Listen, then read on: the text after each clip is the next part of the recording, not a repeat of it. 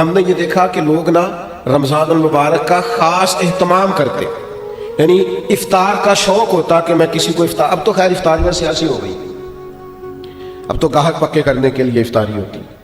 پارٹیوں کی افطاری ہوتی، اب تو سیاسی افطاری ہوتی ہے، اب تو ووٹ شوٹ پکے کرنے کے لیے افطاری ہوتی،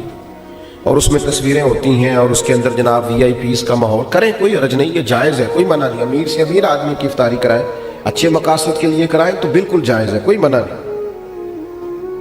لیکن اس سارے میں غریبوں کو نہ بھول جائیں، جو اصل حقدار ہیں ان کا حق نہیں بھولیں، غربا کے ساتھ ضرور کچھ نہ کچھ ایسا ماحول بنائیں کہ وہ باوقار طریقے سے افطار میں شریک ہو جائے۔ افسوس کے ساتھ کہنا پڑتا ہے کہ رمضان غمخواری کا مہینہ ہے، اسے نبی پاک صلی اللہ تعالیٰ علیہ وسلم نے غمخواری کا مہینہ قرار دیا، دوسروں کے دکھ بانٹنے تھے، اشکشوئی کرنی تھی، غریبوں کی مدد کرنی تھی، یتیموں کے سر پہ ہاتھ رکھنا، بیواؤں کے لیے کوشش کرنی تھی، مسافروں کے لیے کوشش کرنی تھی، مقروضوں کے لیے کوشش کرنی تھی، لیکن ہم کیا کرتے ہیں؟ ہم رمضان میں اپنے خرچے بڑے بڑھا لیتے ہیں، عید ایک جوڑے سے بھی گزر جاتی ہے، لیکن ساری عید جو ہے وہ کپڑے پسند کرنے میں سارا رمضان گزر جاتا ہے، سلوانے میں گزر جاتا ہے، نئے سے نئے ڈیزائن دیکھنے میں گزر جاتا ہے، عبادت کے دن ہے اور ان سارے دنوں کو اس طرح کر کے ہم ضائع کر بیٹھتے ہیں۔ تو میرے عزیز، دوسروں کے کام آنا تھا، بجائے اس کے کہ اپنے خرچے اتنے بڑھا لیے جاتے کہ لوگ آزمائش میں آ جاتے ہیں، رمضان سے پہلے سوچنے لگ جاتے ہیں کہ رمضان بھی آ گیا اور اتنے زیادہ اخراجات اضافی ہوں گے، تو تھوڑا تھوڑا ان اخراجات سے چیزوں کو بچا کر کے، یعنی حضور علیہ السلام نے سخاوت کا طریقہ یہ بتایا تھا کہ 2 کا کھانا 3 کو پورا آ جائے، اور 3 کا کھانا 4 لوگ کھا لیں، اور 4 کا 5 لوگ کھا لیں، تو اپنے اسی دسترخوان میں سے آپ کچھ نکال کے اس شہر مواسات کے اندر، اس غمخواری کے مہینے کے اندر آپ دوسروں کی اشکشوئی کریں، ماہ رمضان المبارک غریب پروری میں گزاریں، غور فرمائیں کہ کہاں کہاں لوگ ضرورت مند ہیں۔ ہم نے بچپن میں مساجد میں بڑی بڑی افطاریاں دیکھی، اور واقعتاً مسافر لوگ آ جاتے تھے تو وہاں علاقے کے لوگ ہی، آج فلاں نے دیگ پکا رکھی ہے، فلاں نے چاول بنا رکھے ہیں، تو مسجد میں بھیج دیے جاتے تھے اور مسجد میں افطار ہوتا تھا، اور اگر مسافر نہیں بھی ہوتے تھے تو اس محلے، اس گاؤں کے، اس علاقے کے جو غربا ہوتے تھے وہ مسجد میں جمع ہو جاتے تھے اور افطار کر لیتے۔ لیکن اب آہستہ آہستہ چیزیں سکڑ گئی، چیزیں سمٹ گئی، ہمارے اپنے معاملات اتنے انفرادی سے ہو گئے ہیں، ہر آدمی کی ایک مخصوص سی پسند ہے، مخصوص سی چیزیں وہ کھاتا ہے، اس میں وہ اپنے آپ کو جینا اور اپنے آپ کو رکھنا بہتر جانتا ہے، وہ اٹھ کر اپنی ذات سے اوپر سوچنا گوارا ہی نہیں کرتا۔ میرے عزیز، یہ غمخواری کا مہینہ ہے، کیا حسین لفظ ہے حدیث میں، صحابہ فرماتے جب رمضان آتا تو حضور قیدیوں کو آزاد کرتے، ہر سائل کو عطا کرتے، نبی پاک بانٹتے، دیتے، ہر ایک کو نوازتے۔ ہمارے ہاں لائنیں لگتی ہیں زکوٰۃ لینے والوں کی، اور جناب جو دینے والے ہیں وہ بگڑ جاتے ہیں، کہتے ہیں آپ 9 بجے ہی آ گئے، سونے بھی نہیں دیتے، اور پھر یہ کہ آپ وہ تو نہیں جو پہلے بھی آئے تھے، اور دوسرا یہ کہ آپ اگر ترتیب سے کھڑے نہیں ہوں گے تو میں بھگا دوں گا سب کو، کچھ بھی نہیں ملے گا۔ سچ بتانا، جب اللہ نے ہمیں دیا تھا تو لائنوں میں لگا کے دیا تھا، سچ بتانا جب اس نے ہمیں دیا تھا تو یہ رویہ تھا۔ کسی درویش سے کسی نے کہا تھا میرا دل تو کرتا تھا اللہ کے رستے میں خیرات کروں پر کوئی مستحق نہیں ملتا، تو شیخ مسکرا پڑے، تو کہا حضرت آپ کے مسکرانا بڑا معنی خیز ہے، آپ کیوں مسکرائے؟ تو فرمانے لگے پہلے تو بتا، جو جو اللہ نے تجھے دیا تیرا حق بنتا تھا، تو جب رب نے تجھے دے دیا ہے حالانکہ تو حقدار نہیں تھا تو پھر ٹٹولتا پھرتا ہے، تھرمامیٹر لیے پھرتا ہے۔ جس کی سمجھ آ گئی ہے تجھے غریب ہے تو دے اللہ کی رضا کے لیے، لیکن وہ رویوں کی تلخی، مزاج کی ترشروئی، میں اقرار کرتا ہوں اس بات کا بھی کہ بہت سارے غربا اس مہینے میں دھندے بھی بنتے ہیں، آٹا خیرات میں لے کے دکانوں پہ بیچا بھی جاتا ہے، یہ ساری چیزیں دیکھنے کو، سننے کو، پڑھنے کو ملتی ہیں، لیکن میرے عزیز آپ یہ ساری چیزیں دیکھ کے کیا خیرات کرنی چھوڑ جائیں گے؟ ان رویوں کی بنیاد پر کیا آپ یہ کام کرنا چھوڑ جائیں گے؟ اللہ کی رضا کے لیے دینا ہے تو خوب دینا ہے۔ اس ماہ مبارک کو نبی پاک علیہ السلام نے غمخواری کا مہینہ قرار دیا ہے، خوب اللہ کے لیے ہمارا اسی جگہ دسترخوان لگتا ہے سحری اور افطاری کا، کچھ لوگ آ جاتے ہیں، سڑک پہ جانے والے غریب رکشہ ڈرائیور آ جاتے ہیں، یہاں کچھ لوگ مزدوری کرنے آئے ہوئے ہیں وہ آ جاتے، تو ظاہرہ ادارہ زیر تعمیر تھا، ہم اتنے اخراجات افورڈ نہیں کرتے تھے، لیکن وہ چند لوگوں کے لیے دسترخوان لگتا طلباء کے لیے، تو وہ لوگ خود آ کے بیٹھنے لگے، پھر وہ 50، پھر 60، پھر وہ ایک دن ایسا آیا کہ 1100 لوگ ہو گئے۔ تو یہ دوست مجھے کہنے لگے کہ ہم کیسے کر کے ان کو چلائیں؟ تو میں نے کہا سچ بتاؤ، ان پوری صفوں میں تم نے کوئی امیر بھی بیٹھا دیکھا ہے؟ کوئی مالدار، کوئی گاڑی والا، کوئی پراڈو والا تم نے دیکھا ہے بیٹھا؟ کہنے لگے نہیں۔ تو میں نے کہا پھر یہ اللہ نے مہمان بھیجے ہیں تو اللہ ان کا رزق بھی بھیجے گا، پھر تم اللہ کی رضا کے لیے ان کے لیے کچھ نہ کچھ پکا ڈالو۔ یہ جو چپکے سے آ کے چھپ کے، اور بعض میں نے ایسے لوگ بھی دیکھے جو اوپر کپڑا رکھتے ہیں اور آ کر کے بیٹھتے ہیں، سفید پوشی کا بھرم رکھنا بڑا ضروری ہوتا ہے، اور دروازے پہ آئے کو خالی نہ بھیجنا یہ بڑا ضروری ہوتا ہے،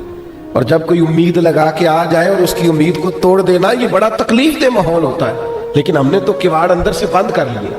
ہم نے تو ہر چیز میں اقربا پروری بنا لیا، ہم نے تو ہر بانٹنے کو، ہر دینے کو سیاسی رنگ دے لیا۔ خدا را یہ غمخواری کا مہینہ ہے، پلٹ کے دیکھنا یتیموں، مسکینوں، غریبوں کو جو چپ ہیں، جو بولتے نہیں، جو عید سے قبل میاں بیوی مشورہ کرتے ہیں کہ ہمارے کپڑے نئے ہیں بس بچوں کو لے کے دے دیے جائیں، ہماری خیر ہے، میرا جوڑا ٹھیک ہے، میں گزارا کر لوں گا، یہ فلانی شادی پہ لیا تھا، تو بچوں کا سوچ۔ گندم امیر شہر کی ہوتی رہی خراب، اور بچی کسی غریب کی فاقے سے مر گئی۔ او بھائی یہ فرق مٹانا پڑے گا۔ یہ جو بہت زیادہ تفریق ہے، یہ ماہ نور و سرور آیا ہے، اس میں ارادہ کریں۔ اور میری اپیل ہے ان لوگوں سے جو راشن بانٹتے ہیں، جو کسی کے گھر میں کچھ پہنچاتے ہیں، وہ رمضان کا انتظار نہ کریں، رمضان سے 2 دن پہلے پہنچا دیں۔ اور میں ذمہ داری کے ساتھ آپ سے وعدہ کرتا ہوں کہ آپ رمضان کی نیت کر کے رمضان سے پہلے دیں، اللہ رمضان جتنا اجر عطا فرمائے گا، لیکن پہلے سے یہ کام کریں، اشک شوئی کریں۔ 2 باتیں آپ کی خدمت میں عرض کرنی ہے۔ ایک تو رمضان المبارک کا قرآن مجید سے بہت زیادہ تعلق ہے، بہت زیادہ، اس لیے کہ قرآن مجید کہتا ہے شہر رمضان الذی انزل فیہ القرآن، رمضان کا وہ مہینہ جس میں ہم نے قرآن مجید نازل فرمایا۔ حضرت امام اعظم ابو حنیفہ رحمۃ اللہ علیہ کا طریقہ یہ تھا کہ آپ ایک سپارہ قرآن مجید کا گھر میں پڑھتے تھے، ایک مسجد میں پڑھتے تھے، ایک رات کو تراویح میں پڑھتے تھے، ایک گھر میں اور ایک مسجد میں اور ایک رات تراویح میں۔ تو کتنے قرآن مجید ختم ہو گئے رمضان میں؟ 3۔ نبی کریم صلی اللہ تعالیٰ علیہ وسلم کا مبارک طریقہ یہ تھا کہ حضرت جبریل امین علیہ السلام ہر سال رمضان میں حضور کے ساتھ قرآن مجید کا دور فرماتے، جیسے ہمارے حفاظ نہیں دور کرتے، ایک حافظ پارہ سناتا ہے پھر دوسرا اس کو سناتا ہے، پہلے ایک سنتا ہے پھر دوسرا اس کو سناتا ہے۔ تو نبی کریم علیہ السلام حضرت جبریل امین کو سناتے، حضرت جبریل حضور کو سناتے۔ اور جس سال حضور کا وصال ہوا اس سال 2 مرتبہ نبی کریم نے دور فرمایا قرآن مجید کا۔ میں نے ایک دفعہ سفر پہ تھا، کہیں میں گیا ہوا تھا کسی پروگرام کے لیے رمضان میں، تو ایک صاحب کے ساتھ میں کھڑا ہو گیا نماز پڑھنے کے لیے تراویح، تو بڑا ہی رونے لگے وہ تراویح میں، بہت روتے جا رہے ہیں، تو ہچکیاں ان کی، تو میری سمجھ میں نہیں آ رہا تھا، اس لیے کہ جو آیات، جو پارہ اس دن چل رہا تھا وہ آیتیں بھی ساری رحمت والی تھی، کرم والی تھی۔ ایک ہوتا ہے کچھ ایسی آیات ہیں جن کو سن کے رونا آ گیا، لیکن میں نے کہا بھی ہو سکتا ہے رحمت پر بھی لوگ رو پڑتے ہیں، تو وہ کچھ زیادہ ہی معاملہ ایسا ہو گیا کہ ہچکیاں بننے لگیں، اور ساتھ والے لوگ تھوڑے سے محسوس کرنے لگے قربان جائیں۔ وہ سلام پھیرا تو میں نے ان سے کہا خیر ہے؟ تو دیسی آدمی، دیہاتی بندہ مجھے کہنے لگا حضرت جی یہ تراویح پڑھا رہا ہے نا، یہ میرا بیٹا ہے۔ تو میں کہا میرا بیٹا حافظ ہو گیا اور مصلی سنا رہا ہے اور قرآن مجید پڑھ رہا ہے؟ تو آج پہلی دفعہ یہ قرآن مجید سنا رہا ہے، تو مجھے ایسے لگتا ہے جیسے میری شان بڑی ہو گئی، میں بڑا بلند ہو گیا ہوں۔ مرتبہ میں نے اسے کہا کہ تو تھوڑا اور بھی رو لے تو تیرا بنتا ہے، اس لیے کہ جس جگہ پہ تو کھڑا ہو کے سوچ رہا ہے نا، یہ بہت بڑی بات ہے۔ قرآن مجید سے وابستگی ہماری یا ہماری اولادوں کی یہ بڑی ضروری ہے۔ رمضان شریف میں میرا خیال ہے 2 پارے تو روز ہونے چاہیے۔ میری خواہش یہ ہے کہ دن میں آپ ترجمہ پڑھیں پارے کا، تھوڑا غور سے پڑھیں، اس کی تفسیر دیکھیں، اور رات کو پھر وہ تراویح میں سنیں، آپ کو عجیب سا لطف آئے گا، آپ محو ہوتے رہیں گے، اور سارا دن وہ چیزیں آپ کے حاشیہ خیال پر چمکتی دمکتی رہیں، آپ کو سرور آئے گا۔ یہ کمال کام ہے۔ اور دوسری گزارش میری یہ ہے کہ سحری کے وقت اٹھنا تو ہے ہی، بہت ساری چیزیں بھی سحری کے وقت، دودھ دہی بھی بعض جگہوں پہ لانا پڑتا ہے جا کے، تو 10-15 منٹ پہلے اٹھیں، تہجد کی نماز بھی پڑھیں، یہ روٹین بنائیں پہلی رمضان سے، آپ ذرا جلدی اٹھیں، 4 رکعت نماز، 2 رکعت نماز، 6 8 جتنی توفیق ہو تہجد کی نماز پڑھیں، اس کے بعد اپنی سحری کر لیں، لیکن کوشش کریں کہ نوافل کی کثرت ہو، تراویح کا خاص اہتمام ہو، قرآن مجید کے ساتھ خاص دلچسپی ہو رمضان شریف میں۔ اور پھر اللہ کے پیارے حبیب صلی اللہ تعالیٰ علیہ وسلم نے ارشاد فرمایا، رمضان آ گیا ہے، حضور فرمانے لگے یہ برکت والا مہینہ ہے، اللہ نے اس کے روزے فرض کیے ہیں۔ اللہ کے حبیب علیہ السلام فرماتے ہیں اللہ تعالیٰ نا آسمان کے دروازے کھول دیتا ہے رمضان میں، اللہ تعالیٰ آسمان کے دروازے رمضان المبارک میں کھول دیتا ہے، دوزخ کے دروازے بند کر دیتا ہے۔ اب یہاں شارحین حدیث لکھنے لگے کہ یہ جو حضور نے فرمایا کہ آسمان کے دروازے کھول جاتے ہیں، اس سے کیا مراد؟ اس سے نبی کریم علیہ السلام نے ہمیں کیا سمجھایا؟ حضور کی باتیں چونکہ بڑی معنی خیز ہیں، جوامع الکلم ہیں، تو شارحین حدیث نے لکھا یہ جو حضور فرماتے ہیں نا آسمان کے دروازے کھول جاتے ہیں، اس کا مطلب یہ ہے کہ رحمت بھی نازل ہوتی ہے، برکت بھی نازل ہوتی ہے، بخشش بھی نازل ہوتی ہے، رزق بھی دیا جاتا ہے، رحمت بھی برسائی جاتی ہے۔ جو خدا کی رحمت کا امیدوار ہوگا اس کے لیے دروازے کھلے ہوں گے، اللہ رحمت فرمائے گا۔ جو اس کی بارگاہ سے بخشش کا سوالی ہوگا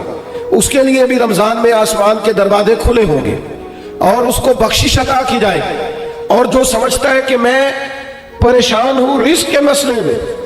اس کے لیے بھی دروازے کھلے ہوئے ہیں، وہ اللہ کے سامنے جھولی پھیلائے رمضان میں، اسے رزق بھی دیا جائے گا۔ جو اولاد کا طلبگار ہے اسے اولاد دی جائے گی، جو رب کی بارگاہ سے اس کے قرب کا طلبگار ہے اسے قرب خداوندی دیا جائے گا، جو اس کے محبوب کی نگاہ کا طلبگار ہے اسے دروازہ جو کھل گیا ہے۔ اب جو تم اللہ سے اس کا فضل مانگو گے اللہ رمضان المبارک میں اپنی رحمت سے عطا فرمائے گا، لیکن شرط یہ ہے کہ یہ نہ ہو کہ جب مانگنے کا ٹائم ہو تو ہم سو رہے ہوں۔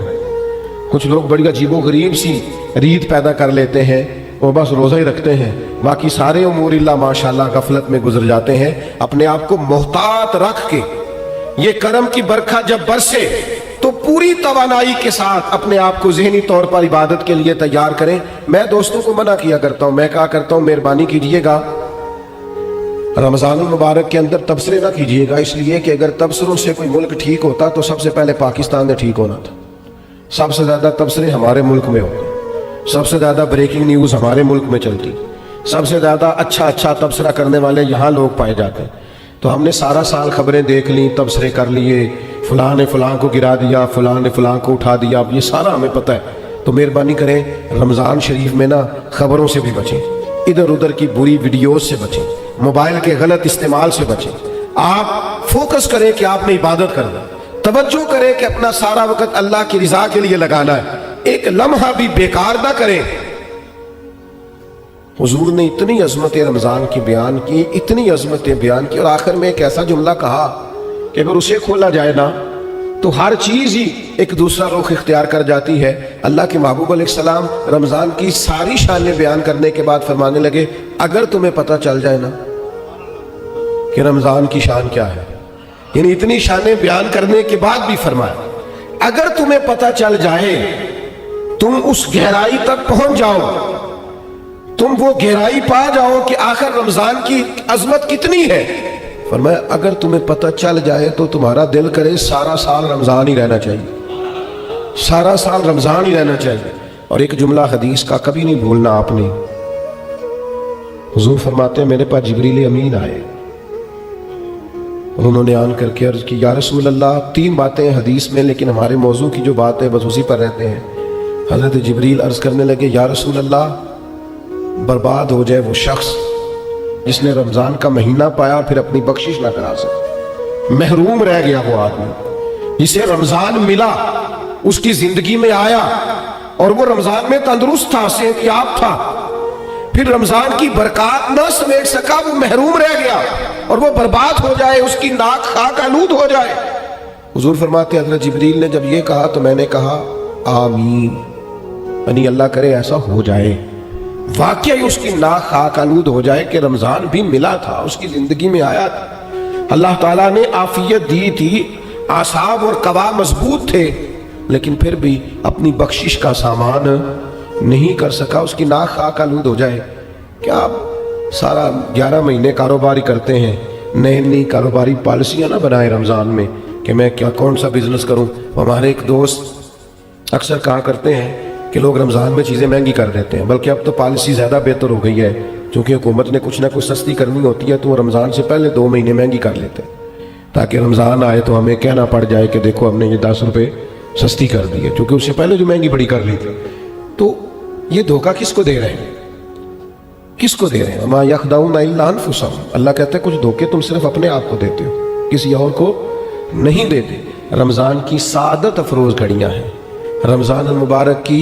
بخت سنوارنے والی گھڑیاں ہیں، رمضان کی نصیب چمکانے والی گھڑیاں ہیں، رب کو راضی کرنے والی گھڑیاں ہیں۔ رمضان کی وہ گھڑیاں ہیں جس میں جو آدمی سمجھتا ہے میں بڑا پیچھے رہ گیا ہوں، وہ بھی آگے بڑھے، اللہ کی رحمت پا لے، اور وہ بھی دوڑ کر کے زندگی کے سفر میں آگے نکل جائے، اللہ کی رحمت اسے ملے گی۔ لیکن خبردار، ایک لمحہ بھی ضائع نہ کرنا، بیکار نہ کرنا، فضول ابحاث، فضول بحثیں، فضول کا موبائل، فضول کی گفتگو، فضول کا لیت و لالا، اپنے آپ کو بچائیں اور ذہنی طور پر اپنے آپ کو تیار کریں کہ انشاءاللہ روزے بھی پورے رکھنے ہیں، تراویح بھی وقت پہ پڑھنی ہے، تہجد کی نماز بھی رات کو پڑھنی ہے اللہ کے فضل سے، غریب کی مدد بھی کرنی ہے، جس حد تک ہو سکا میں نے دوسروں کے لیے خیر بھی جمع کرنی ہے، جد و جہد کا مزاج بھی پیدا کرنا ہے۔